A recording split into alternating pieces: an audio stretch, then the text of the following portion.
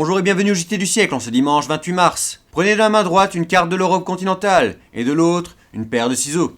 Coupez la péninsule scandinave et le Danemark. Une incision dans la Hollande, un coup de ciseau au ras des Pyrénées.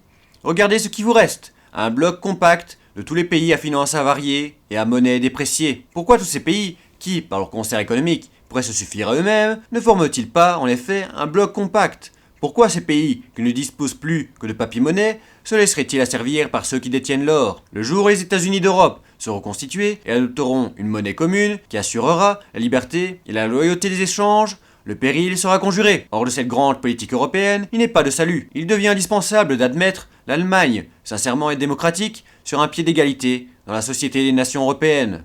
Dans le même sens, M. Marcel Cachin avait déclaré la veille « Il y a, en Europe, une unité économique qui ne saurait être rompue. Il faut harmoniser l'ensemble des intérêts européens. Si on ne le fait pas, c'est la civilisation elle-même qui sera en péril. » Comme l'a si fortement marqué M. Jean Hennessy, c'est l'intérêt supérieur de notre pays, c'est le patriotisme, le mieux entendu, qui nous fait un devoir de grouper en un faisceau toutes les forces européennes. Car l'Europe continentale ne peut échapper aux nations de proie qui la grugent que par la mise en commun de toutes ses ressources, évaluées d'après un étalon qui ne sera plus l'or. Ainsi, la montée des changes cessera de nous affoler. Ainsi, l'équilibre économique sera rétabli. Ainsi deviendront impossibles les ignobles spéculations qui nous font la vie chère, la vie invivable. Ainsi la paix, la vraie paix, ne sera pas seulement assignée, mais réalisée.